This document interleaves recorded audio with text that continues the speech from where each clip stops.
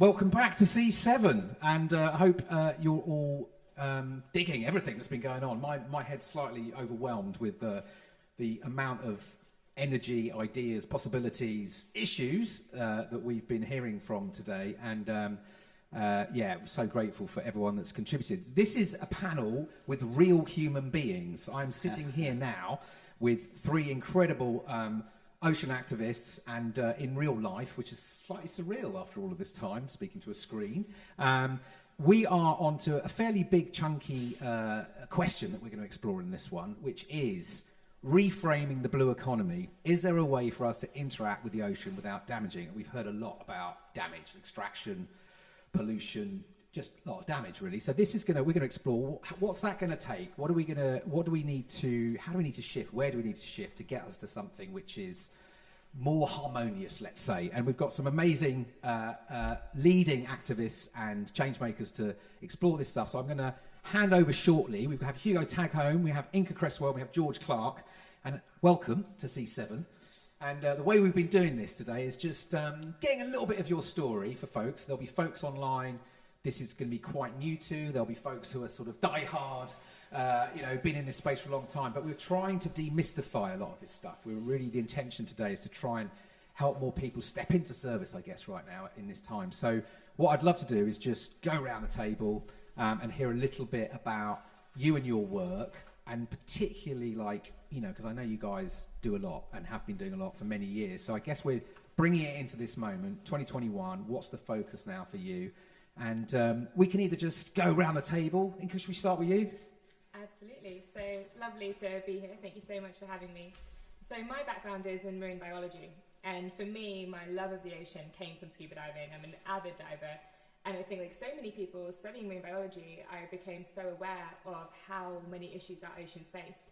But what I realized is that through my camera, I could start telling people those stories of our oceans and of the stories of the researchers who are working on these ecosystems. So I work as a photographer and as a wildlife filmmaker, and I try and tell the stories of our oceans and hopefully engage people and show them what is going on behind the scenes and why they need to care so much about these environments. And right now, 2021 for you, where's that? What's the core? Is there a flavour to your work this year, or? I'm currently working with a few different organisations. So I'm doing some work with the Marine Conservation Society. We've been working on some educational videos, which are mainly for young people to help educate them about their local ecosystems. So we're doing a rockpool project that will be released in the next couple of weeks. And I'm also working on a big ocean series as a researcher, which is a much larger scale project, which we've been in development for a while and I'm very excited about. Great. Inka, good to have you here. Hugo. Dan, thanks for having me here today. Great to be part of C7 with such a great panel. I'm Hugo. I run Surfers Against Sewage, the marine conservation charity. Just over there. Just over there. Great privilege to lead a brilliant team working across a range of issues: plastic pollution, water quality, the ocean and climate emergency in such an important time for our ocean. This is the beginning of the ocean decade. This year, of course, in just a couple of days' time, we've got the G7 summit down the coast. We've got COP26, as we've talked about already during the course of the day. So decisions being made here in Cornwall and in Glasgow later this year will really set the course for how we help our ocean and our terrestrial habitats recover, and that's what we need to do. So I'm sort of proud really to empower a lot of people and help bring together a lot of people to take action. Actually, our mission statement is creating ocean activists everywhere. And that's what we do. We empower hundreds of thousands of people every year through lots of different activities: beach cleans, citizen science, direct sort of action, to really make their voices heard. And it's not about just their actions, it's about how their actions connect to change the systems around us. And that's what we need to do this decade. It's really important that we look forward to 2030 and think about the world and the ocean we want to create, because the ocean offers us hope for the future. If we do the right thing now, in 10 years' time, we really will be in a better place. Amazing, thanks, Ian. We're going to dig into what that actually looks like and means right now. George. Hello, and thanks for having me. It's great to be down in St Agnes, a place I've never been to, although been to other parts of Cornwall, of course. So I work at the Marine Stewardship Council. We're a eco-labelling organisation for sustainability in fish. So I come at it from fish as food kind of perspective. I'm a former chef, just completed a master's in food policy. And for me, it's about ensuring that we can utilise the resources that we have in our oceans in a really sustainable manner, so that we can ensure that we've got seafood supplies for future generations, and we're trying as hard as possible to protect the marine environment whilst we're fishing. So for me, it's kind of, demystifying that aspect of the ocean issue, and helping consumers make conscious choices when they're out buying fish and enjoying fish to eat. Because it's a hugely valuable resource, and it feeds, millions, if not billions, of people around the world. So this is like gnarly stuff, because like economies, again, and we sort of have built our economies on extractive behaviours and ways of seeing the world as resources, and so this is a gnarly challenge, right? It's an enormous challenge, and there's so much complexity that sits underneath it, particularly, I guess, money and capitalism and all that kind of stuff. Where do we start with like imagining a blue economy? What for you? What's the sort of entry to sort of seeing where this can evolve to? I'll open this up. Whoever wants to jump in. I'm happy to jump in on that. Look, I think I worry about the term blue economy sometimes. I worry it's a euphemism that dresses up what we're going to do in the sea as all clean and sparkling and brilliant. And actually what we mustn't do is what we've done to the land, which is just carve it up into different tracks of different industries. Because the real blue economy we need is the economy of nature. We need to give nature the space to breathe. And I know we've had brilliant people talking today about that. People like Callum Roberts, about the need to really strongly protect big areas of our sea over this next decade. Or the sea, it's not our sea, it's the sea. And we need to give nature a space to breathe again and give us the services that it provides us, that we take for granted, that we all rely on. And so for me, the blue economy has some risks to it, because we don't just want to carve it up, divvy it up between fishing and extractives and other industries that want to use the sea. We actually need to decide where we don't go anymore, what we don't use, because we need to give nature back that space to give what it gives us, which is the diversity, the oxygen, and all of the services that we rely on, whether we live here in St Agnes or in London or Glasgow or anywhere else in the country. George? I mean, for me, it's about, and I completely agree with a lot of what Hugo's just said. It's about balance, and it's about harmony, and it's about making sure that every actor, every stakeholder in the ocean is managing what they do in that environment as responsibly and as sustainably as possible. So whether that be fishermen or, yachting industries or,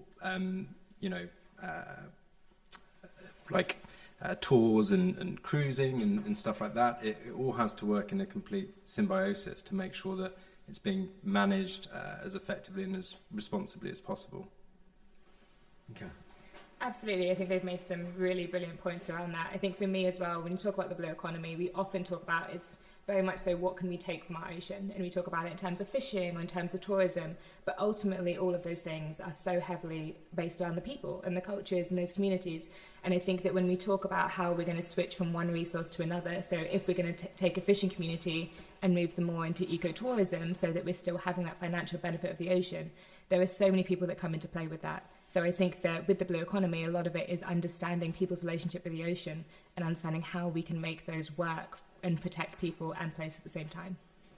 I guess so these are really interesting ways to start thinking about it. I guess that I'm always struck at the moment with this image, like, when people say, like on land, right? A tree is currently we only value a tree when it's cut down. It's not, the idea of it sort of being left alone. There's no sort of sense of value in our current sort of economic design. And so again, and I get a sense that again, there's this sort of there's a sense in our ocean, how do we monetize this and that? So I guess what I'm curious about this feels like we're on the cusp of, there's so much that policies and things can do, but it also feels like there's a consciousness shift that's kind of required here, because if we keep sort of applying that way of that logic of looking at nature as resource, are we not sure? I mean, the things we've heard today from some folks is like, we don't have that much time to sort of, we have to evolve quite fast. What's your sense on that? And I guess, how might that kind of shift, is that shift something you're seeing? And what is going to be required to actually help that kind of change of how we see our relationship with this living ocean, I guess? Yeah. Look, I think it's a really good point, that relationship, that sort of balance and that sort of urgency, because we do need to act quickly now. because the science is clear. Business, as usual, is killing planet ocean. I mean, there's no doubt about it. Every metric is going in the wrong direction. Of course, there's pockets of hope, and we need to look at those, because those might be signposting the way for the future, where there isn't so much pressure on our natural ecosystems, whether they're blue ecosystems or green ecosystems, and what we actually should do over the next 10 years. But we need to act fast. And, this year, in Cornwall, just down the road, we're going to see decisions made that can help steer the planet in the right direction, and later in the year. And those are really important. We need the action that the public is now demanding really to come from politicians. We need to keep up this public pressure from ocean activists, whether they're here in Cornwall or anywhere around the world, to force politicians to make those changes. And I see personally, even in the last couple of years, an unprecedented alignment in the narratives now,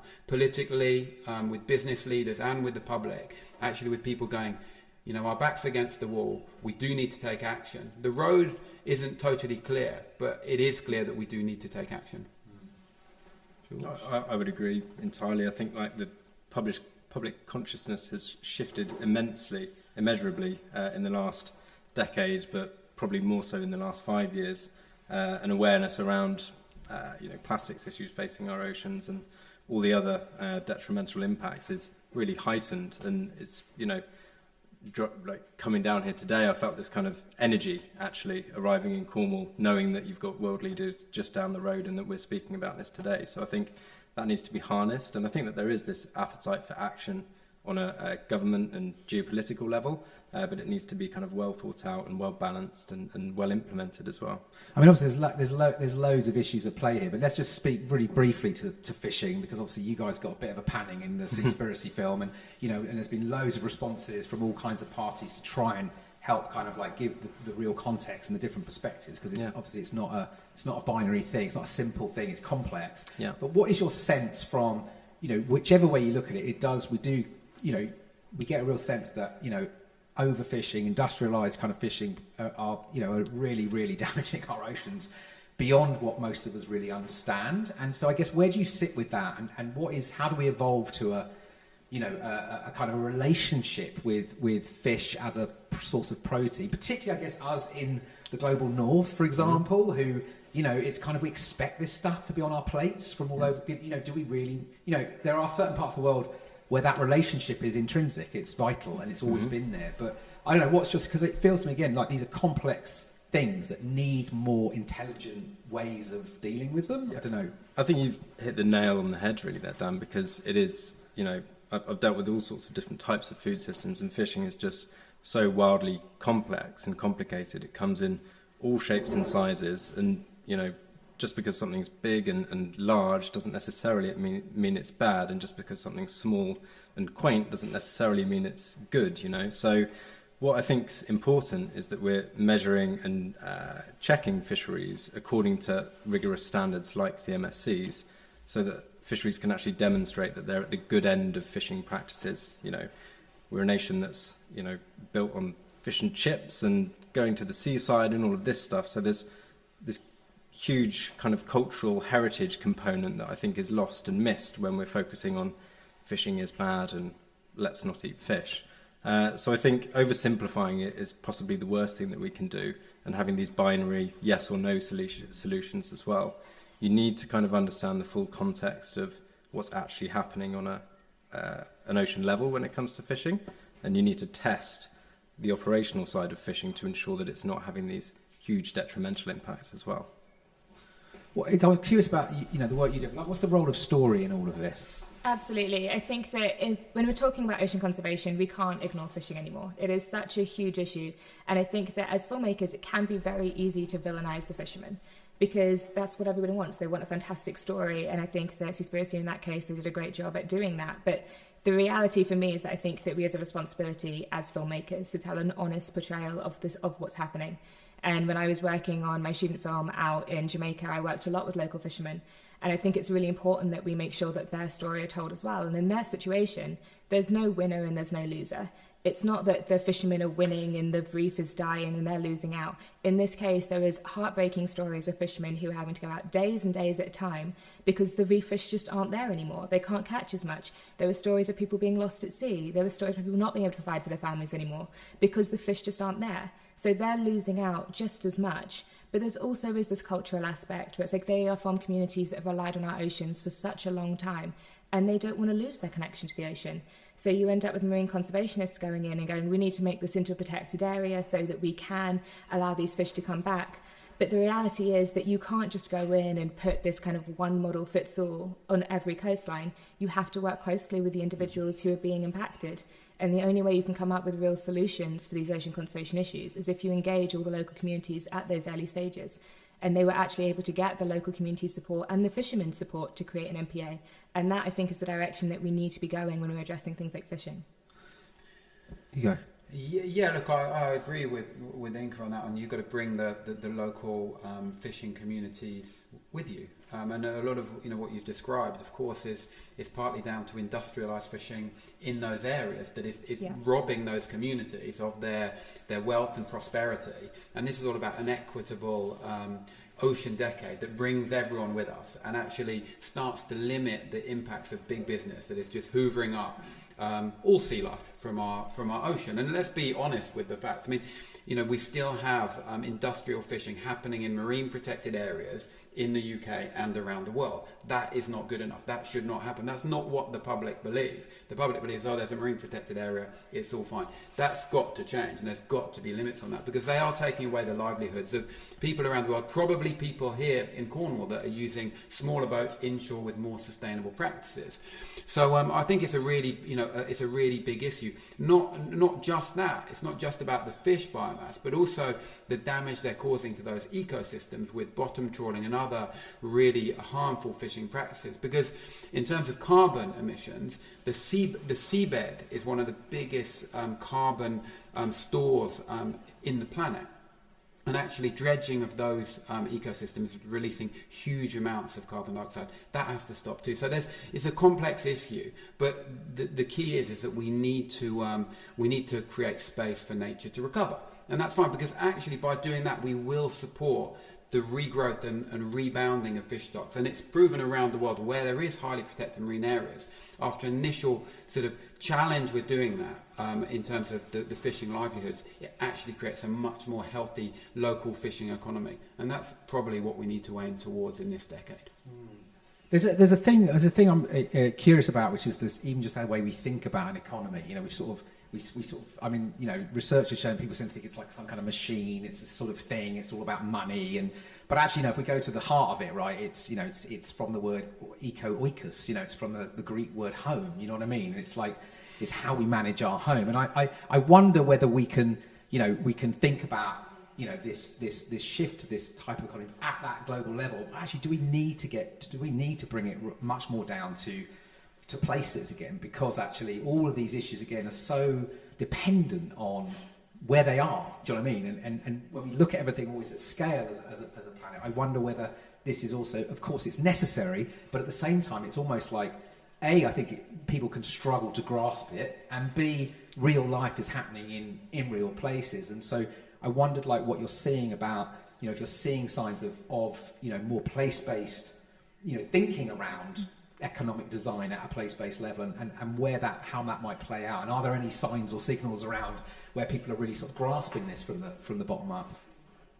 I think it's important to bring it back to the local, no doubt, because it's rather than abandonment of a certain industry like fishing, which has been under a lot of pressure through Brexit, through COVID, and through the film as well. There's a good news story there. There's a good news story to be had. And we've kind of, demonstrated that at a fishing level, when fishermen are kind of collaborating with experts, with scientists, with local government, you can create change, you can create improvement. So I've been down to New Lynn quite a few times. There's a hake fishery and a sardine fishery down there that are both MSC certified. And we conducted some socio-economic impact studies down there, and it showed that through their certification, through their verified sustainability, they were gaining better market access, better prices, better reputation. And they're not just kind of standing still either. They're using this status to make improvements constantly. They're working with scientists to implement these banana pingers that kind of deter local porpoises and dolphins and stuff like this. So you can kind of create these harmonious scenarios, and I think it's useful to, work on a local level, see how MPAs can work on a local level, working with scientists and marine biologists as well as fishermen. I think they're the custodians that we need to work with to demonstrate that these new models and innovations can actually work, rather than just discounting them altogether. Inka, anything for you on this local thinking? Absolutely. I think that it has to be local. And I think especially when you're talking about this blue economy and these individual things as a resource, one of the big issues that I see is people not understanding what their local resources are. And I think that comes from education. It's like, I'm from Sussex, and it's only in the past 10 years that I've learned that we used to have kelp forests off the coast of Sussex. And I will drive 7 hours down the coastline to go and dive a kelp forest in Lundy. But they used to be there in my local waters, and that is a resource that I would have loved to dive and that could have been utilised, and they're already gone. And now there's finally efforts to have them restored. But I think there's so much where if you educated your local community, and if they were aware of just how many riches they have in their local waters, and they understood what they could be and how they could utilise them, I think you'd have a lot more people who are very passionate to protect them and be more supportive of legislation going through to protect these ecosystems. Yeah, so I was chatting this week with my friend Kumi Naidu, and he said he still believes that the biggest problem with the global north is the disease, and he calls it the disease of the West, is affluenza. And he says it's desire for more and more and more. And he feels that unless we really get to the heart of this, which is driving this, the consumption model, the corporation, whatever, that we are sort of deck chairs on a Titanic kind of vibe. So I guess, I know I don't want to bring it back down to that, but there is something, right, that, all of these issues, whether it's demand for fish, whether it's demand for minerals, for products, or, precious metals, or developing landscapes and coastal zones for property, and, there is a commonality that's sort of, whether it's plastic waste coming into our thing, there is this sort of, I guess, how what's your sense on that? If we think about this shift, do we have to tackle that? Do we have to overcome this desire for more? Yeah, I mean, just to sort of, I mean, a really big point, but absolutely. But I think, I do think, back to the point of sort of politics, business, and community starting to align in the need for urgent action.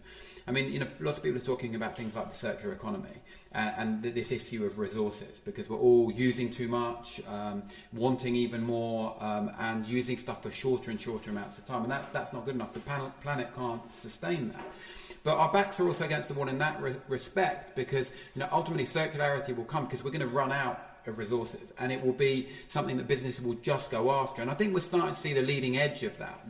There are new markets being developed for different materials. There's going to be, of course, things like e-waste that are going to start to be reprocessed more, minerals and metals brought back out of those.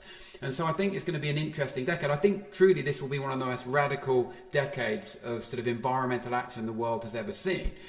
Partly because people want it, partly because governments feel that they're starting to get the heat on this, but because truly we are in a bind. So we have to do something that's quite radically different from the business as usual, because the metrics aren't going in the right direction. I mean, we ate all of the animals on the land.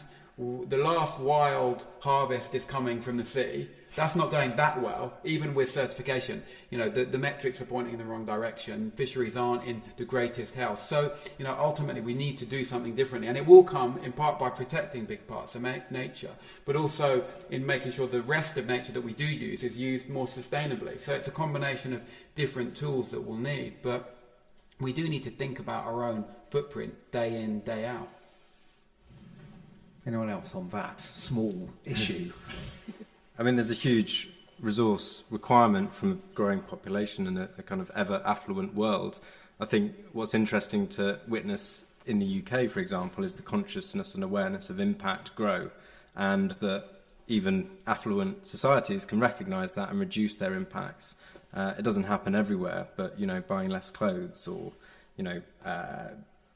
reducing meat consumption and buying local, things like this. So I think a kind of north-south comparison isn't necessarily the right, focus. I think it's more around how do we make system change on a global level and use the good examples that we've achieved in the Western world or the Northern Hemisphere to demonstrate that actually you can change consciousness and you can't continue to go down a path that is just resource intensive. So there's good examples there for sure. But I guess let's think big, right? Because we need big breakthroughs. So we've heard a lot today about, things like during the pandemic, those of us that had time, which wasn't everyone, but those of us who were locked down, maybe starting to have time to reflect a bit more, notice a bit more the places around us, notice the natural world around us, get in the waters.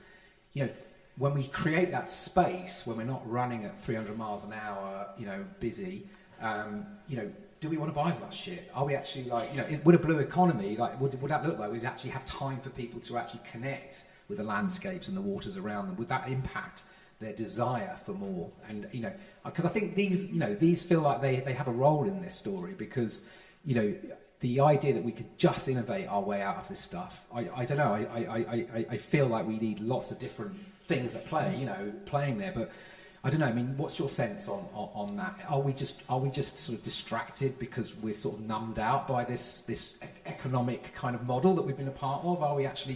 Would a blue economy actually free us up to actually have the capacity to, connect with life? I find it really interesting in how in the West we talk about it as though it's this innovative thing to be able to reach this point of sustainability, but actually there's countries that have been doing it for thousands and thousands of years, and that actually isn't a new practice at all. And I spent a lot of time working out in Palau, and some of the fishermen there, it's like they have such a fantastic understanding of the local fish spawning, on when they need to leave reef sites to rest, when they need to recover, and they were very much of the mindset that you need to find a way to live in harmony with nature. And I think that we're constantly trying to invent something new, and actually in reality we just need to listen a little bit more, learn from others, and understand that not all solutions come from the West, and that actually we might need to take a step back, and it is about just listening to others and understanding the situation and adjusting our own use and our own consumption accordingly. Yeah, look, just to follow on from that, I think we've got to, be careful. I hear a lot in our space all the time, and big sort of brands want this all the time, for it to all be about individual responsibility. We're going to change the world because we've refilled that, or we decided not to buy that. And, to an extent that's true. But really it's about the combined action, actually changing the systems around us. We're all trapped in an economic system, in a carbon system, in a plastic system.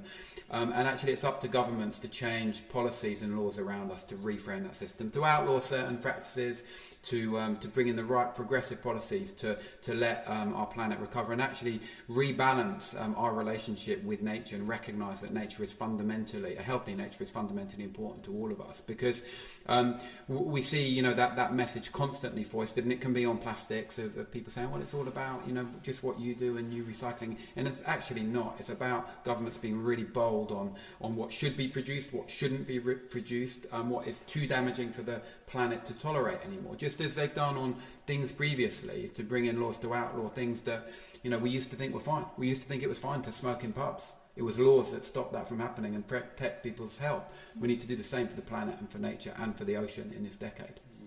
It's fascinating, and as you're saying that, and listening to your stories there, maybe more cultures that are way more connected and way more in relationship with the living world around them, that have that story, that understand that. Because when we talk about this economic design, it is a design. It was designed by humans. Like, we can shift it, but we've designed this economy on extractivism, on we're separate from the natural world. We can it's over there. We can take it and do what we like with it. And so that's a narrative, that's a story shift. And I guess I'm sort of wondering, like, are governments capable of that kind of shift? And therefore, what is the role, of all these, all of our different networks to actually pull? Because culture effectively leads politics, right? It's like, if we start to see the world differently, politics tends to follow, doesn't it? So I was just sort of wondering, like, I don't know what your thoughts are on that. Let's look at what's happening. I mean, just on our namesake issue, at the moment, sewage. Last year in the UK, 3.1 million hours of sewage was pumped into our rivers by the water companies. That's 8,500 hours every day into our rivers by the water companies. Water companies that are making billions of pounds every year. And that means our rivers, there's only 14% that meet good ecological status, none that meet good chemical status. So these places aren't fit to swim, they're not fit for nature, they're not good enough. And this is from an industry giving shareholders money year in, year out at the expense of nature. So not only is industry extracting too much, they're using nature just to pump in too much. Whether that's carbon dioxide, sewage pollution, plastic pollution, all of the toxins that come from their industries. And so we really need to regulate both the extraction, but also what they can put back into the environment, because that is just an externalized cost that they are not accountable for at the moment. Yeah, I guess it's like, and again, you just think, well, how can we be calling this stuff out more widely across culture? Because I think it feels like people are waking up. We are waking up to this, to what's coming down the line. But how do we invite more? Again, we've talked a lot today. The big theme today has been how do we invite more people into activism? In different ways, and it feels like, again, if we're going to sort of think of a different type of economy that actually works in harmony with the ocean and with the natural world, we kind of need a lot of people to step into this space. Well, I think it's, we've seen action in action, if you like, following Blue Planet. That's what really sparked the interest of the UK consumer in their own individual impact, no doubt, on plastic consumption, but that then had a knock-on effect to government policy.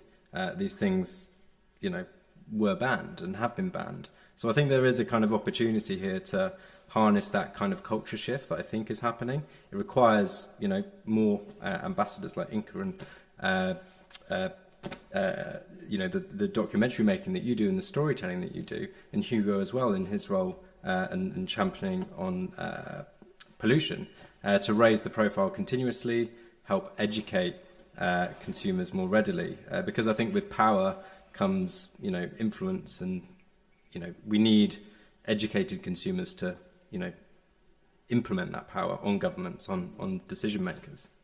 I mean, it's just the last point. Sorry, it's just this idea, because we can see, like, again, in this country, we've seen how footballers can change, almost impact policy around school meals, for example, and rightly so. What is it? What do we need to sort of have that kind of impact for these issues? Because these are enormous issues that are going to affect not only people alive now, but the future populations down the line.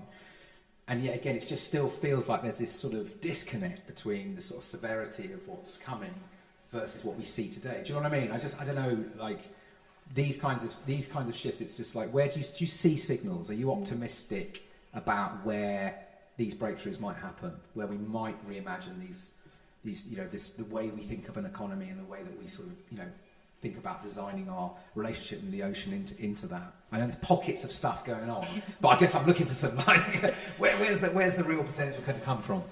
I think all of the most prominent ocean activists I know, when you speak to them, they all talk about this kind of aha moment that they've had. Maybe it was they were out surfing and they got caught up in a load of pollution, or it was that they were scuba diving and they saw more plastic than fish. And they all have these experiences that I think just make them go, do you know what, that's enough. I can't do it anymore. I need to shift my focus. I need to make this 100% of my attention, and we have to make a difference. But I think you have to remember those experiences are privileged. They're for people who are living by the coastline, who have the opportunity to be in that situation, to then have that triggering moment. And I think that's where things like social media, filmmaking, photography are so impactful, because they allow you to take that experience that you've had as an individual that's motivated you and share it with thousands and thousands of people. And I think that if we can create media that is really makes people emotionally engaged, and it shares that passion and shares that enthusiasm, we will have ocean activists around the world. And that's why it's so important that people are vocal about the things that they care about. Hugo, what's your view on? You've been doing your work for a long time, and I guess we have a lot of water, ocean-based activism, and we have let's call it green activism, right? Land-based. Mm-hmm. And it feels like, again, we're understanding more and more about, how interconnected all life is, right? We've heard so much today about, there's that great phrase, isn't it? No blue, no green, no life. What do we need to be more intentionally working closer with counterparts on land? Like, to really create these kind of shifts, do we need to be sort of coming together a bit more, or can we just speak? Yeah, look, I think, Surfers Against Sewage has been sort of working on that for a long time now. So We've got incredible movements. Our plastic-free communities movement in 800 communities around the country, which my colleague Rachel spoke about earlier. People bringing together local charities, politicians, businesses to tackle plastic pollution and other issues. Very interested in climate change, biodiversity loss, all of those things. We have an incredible schools program, which reaches about 1 million school children now. Really letting them challenge politicians about the changes they want to see now. Often school children and young people are patronised at the moment. It's about, people often say to them, look, when you're older, you'll come along and fix all of this mess, won't you? Actually, what young people are saying today is, we want change today, because you've got our future in your hands. And so I think that's really important. So it is about an inclusive movement. We need to bring everyone along on this with us. But of course, the ocean isn't for everyone. The ocean is for some people. It sparks up a lot of passion in people, but other people might be motivated by different environments, different environmental issues. But for me, I'm really hopeful in this decade. I think hope is a really beautiful, enduring human quality. And I do see all of these pockets of hope, the talk of restoring nature, whether it's replanting the right trees in the right places, whether it's blue carbon, whether it's recovering fish stocks, all of those things are important. The boom of renewable energy and what that will mean for the circular economy and how we live our lives on this planet. So we're really privileged to do what we do and be able to dive, swim, surf. I've just got out of the water with one of the other speakers. Those things are good things, but we've got to take this inspiration and challenge from both the bottom up, but also the top down. We need politicians to make the right decisions, but it will be a movement of people that force them to do that. Just on that hope piece, because you are a very active human, right? That's how you create your hope through your actions, and I guess that's the thing. It's like, again, a lot of people are sort of listening in, and it feels to me that they're intrinsically linked. They are intimately linked. Hope comes through getting stuck in, right? And how can people, what can people be doing right now? We're thinking about this future that we're trying to bring forth. What are the different ways? Because a lot of folks are going, well, maybe I'm not a protester or a frontliner or whatever. But what can we? Where should people be stepping in here right now? I think you've got to find where your talents are, what you're passionate about, and find how you can make those work. So collaborating, I think, is absolutely key. I speak to so many scientists who are so passionate about their work, but they're not science communicators. They're just fantastic scientists. And I think we often put too much pressure on individuals to be able to do everything. And in reality, we should be working together. If you're an amazing scientist that has some incredible work, find someone who's a storyteller, or a filmmaker, or a photographer. Work collaboratively. Work with a local school teacher. Work with a local business. There's so many ways that we could work together to allow our activism to go so much further. But I think it's going to take a lot of us working together and realising one person is not going to save the ocean. It's going to be all of us working very closely. George? I think, it's about being a conscious consumer for me, and being a well-informed consumer as well. What we've found since Seaspiracy is actually a lot of interest has been heightened as a result. So our normal audience is actually more interested than they were in the work that we're doing, because there's perhaps a bit more scrutiny there. And we've discovered that actually the way that we communicate, talking about science communications for a second, is a lot more technical than we would have perhaps done before. So I think there's definitely a willingness to learn, and I'd recommend that anyone interested in taking action and wanting to live a more sustainable lifestyle, seeks to learn more and find out more and use good information to inform their decision making, because the consumer does drive change at the end of the day. Do you think we should kill the word consumer, though? Do you not think that's part of the problem? Because we're sort of like, we see the world as things to consume. Citizens, then. No, but I'm serious though, because I guess this is the thing, right? If we want to bring on a completely different type of economy, maybe the words we use and the language and the way we think about our relationship to this living world, maybe there's a lot of power in that. I do, I certainly agree with that. Definitely language is really, really impactful and really, really important. So I would remove the word consumer that I used a few moments ago and use the term citizen instead. If anyone's got a better word for consumer out there, let's bring them in. We need to evolve our identities on this earth quite fast. Yeah, look, I agree on the consumer bit, and I don't have an immediate word for it. But But I think it's interesting. You started today, C7. I'm talking to Tom about, that ocean activism isn't about, boarding a industrial fishing vessel in the middle of the Pacific and making your voice heard necessarily. And I think people mistake, what activism is. And actually, you can make radical acts every day. What you choose to eat. What you choose to buy.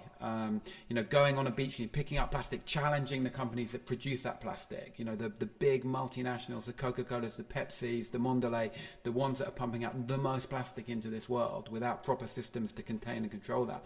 So you can take radical acts every day and you can feel good about that. And you can find the organisations, whether it's Surfers Against Sewage, Greenpeace, Seaspiracy, Sea Shepherd, whoever you like, you can go and there's somebody for you. So find that community, find that voice, empower yourself, inform yourself and take action. And it does count. And together we can create change. 100%. And I think we've just found, we're not consumers, we're radical humans, right? We need radical humans everywhere. So listen, we're here because of the G7, right? I don't know, something's going on down the coast, but let's imagine, right? We've got an hour with the G7 leaders tomorrow, okay? And what would you do with them? What would you say to them right now, knowing what we've been exploring in this chat today? Open it up. I would tell them to listen to the science and that we are running out of time. They need to act immediately. Look, I'd agree with that. Listen to the science. Look at the evidence out there that supports the need for nature to be protected to properly recover. I think Justin Trudeau is a surfer, so he might want to go and get a couple of lefts up at Droskin, and that might help the press. I don't think Boris Johnson is, for some reason. We're getting him to do 50 things to do by the sea with these. But I do think putting the ocean at the heart of climate and biodiversity recovery is absolutely key now. It's the last sort of big wild habitat that can help. It can restore itself if we give it the space. Of course, our terrestrial habitats are really fragmented and broken up. Animals can't move around quite so easily. So actually, I think we've got to put the ocean at the centre of this decade of action. It is the UN decade of ecosystem restoration, the UN decade of the ocean. This is the time to act. And we need not the rhetoric from politicians this week and at COP26, but we need the actual action to kick in immediately. Amazing. George? Yeah, I think, the 2010s have almost been the precursor, and there's been some real, highlights in terms of progress environmentally, but now really is a time to act and a time to permanently improve things. And I would agree with Inka in terms of science. There's examples in terms of fisheries management in the North Atlantic, even Western nations fishing on stocks that are above the scientific advice that should be followed in terms of managing that stock sustainably. So yeah, listen to the science and follow that continuously. I would say on that, look, I agree. I think we've got to listen to the science, but I would say there's this syndrome, falling baseline syndrome, where each generation gets used to the nature that they see around them, and actually it's ever diminishing. And we need lifting baseline syndrome in this decade. We need each successive generation to expect more nature, and we don't know that fish stock level is the level that it should be, and given more time it could be thriving in a much bigger way. So we really need to think about that in this decade. I'm not anti-fishing, but I do think we're anti-industrial sort of harvesting of the ocean. It's a critical impact, not just because of what it takes, but the plastics it puts into the sea and the damage in terms of releasing carbon. So we've got to be really careful what we do this decade. Hugo, Inka, George, thank you so much for your time here at C7 and for all the work you do. And enjoy the rest of today, and we'll see you down the line. Thank you. Thank you so much.